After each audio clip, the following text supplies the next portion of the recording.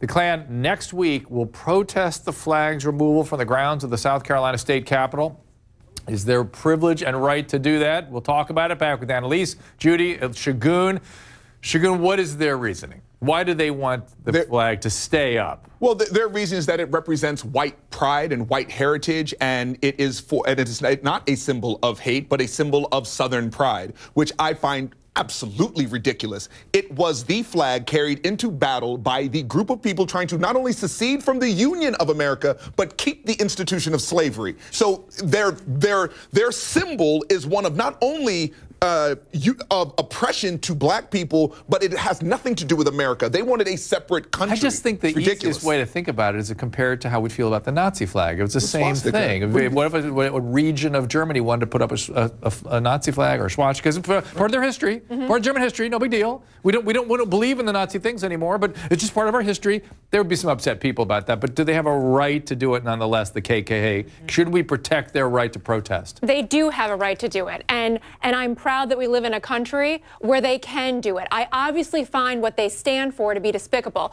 but the hardest time to get behind and rally the First Amendment right to freedom of speech is when you don't agree with what people are saying. And we have to be so careful in this country when issues like this hot button issue that you feel so charged about, and you want to say, well, they can't do it. They shouldn't be able to stand there in this country and say those hateful things. But that's how we being able to have that public discourse is one of the cornerstones, one of the bedrocks of this country. And we cannot be in a country where the government says, I don't like your position, you don't get to say it. But Annalise, can I ask you a question? Of course. Take the hoods off then. If you want to show me that you're a racist, take the hoods off. Take the sunglasses off. Don't I agree with you. They have every right to protest. Take your hoods off if you're so righteous. And Judy, let me see you eye to eye. Don't hide behind your hoods and your bigotry and be the guy at the water cooler at my job. Take your hoods off. Let us see that you're my next door neighbor. Judy, let's see you for who you are. My concern is where speech becomes motivating hate. That's right. How do we figure that part out? When somebody, and we allow, and somebody does something because of it, is there, how do we manage that? And that's the problem, Dr. Drew. I think no matter what we do overtly, our behaviors and what we actually say out loud to people, almost everybody has some inherent and even sometimes unconscious bias. And this comes out in various different ways. There's actually tests that we can do to actually get at people's unconscious and illicit bias. And this is the problem. Where do we stop it? Once it starts going down that direction, if you're provoked, that's going to come out. Joining your bias will come by out. Skype, I've got Gina Loudon. She's host of America Trends on U2 America. Give me your reaction to what we're discussing here. I really think that the really sad part about this that I'm not hearing a lot about in the media, and you've addressed it before, but it's the fact that the South Carolina victims, the families and all of them, they really asked for peace. And they had about 2 days of media on that. And then all of a sudden now, all we're talking about are these flags. There's a rebirth of the almost dead KKK. And there are flags flying all over the South that were never there before. I just think it's sad. And I think that as a nation, we need to have more straight talk and heal from this and talk about the American race instead of all the race baiting. Interesting. I want to give her a chance, our audience member. Go ahead. Well, I was going to say the same thing. I thought that the whole thing about the flag came out right after the Charleston shooting. And why did it take so long? Why did we have to wait until the shooting happened with the kid with the photo?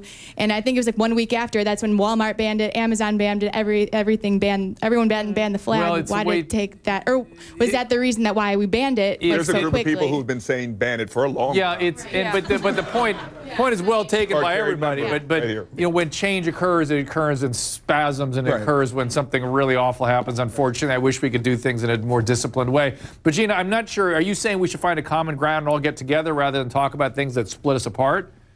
I am, and I'm saying that we should tune ourselves into who the real race baiters are. It's not just the KKK, it's the Al Sharptons of the world too. And I think that we need to hold them equally accountable. And I think we need to say that, you know, look, we as the human race want to talk about healing, want to talk about unity, want to talk about the American race, because I think what is happening, if you look at the real results, Dr. Drew, we're not making progress when the focus has become a flag and the rebirth of the KKK. That's not progress. Gene, I would like to, I agree with what you're saying, that they're race baiting on both sides, but when you say the KKK is dead, I disagree with that. I mean, it may not be as visible as it used to be, but there is bigotry and racism and hatred throughout America. It's interwoven in almost everything we do. When you're seeing cops kill black kids in the street, when you're seeing people getting choked to death, when you're seeing police officers hide evidence or even frame people, you have to understand that for a group of people, it will never be as simple as let's all sing Kumbaya and come together when we're not being invited to some country clubs, we're not being allowed to live in certain houses, we're not letting you get the same education. It's a little bit realer than just race baiting. But I want to hear what this young lady has to say.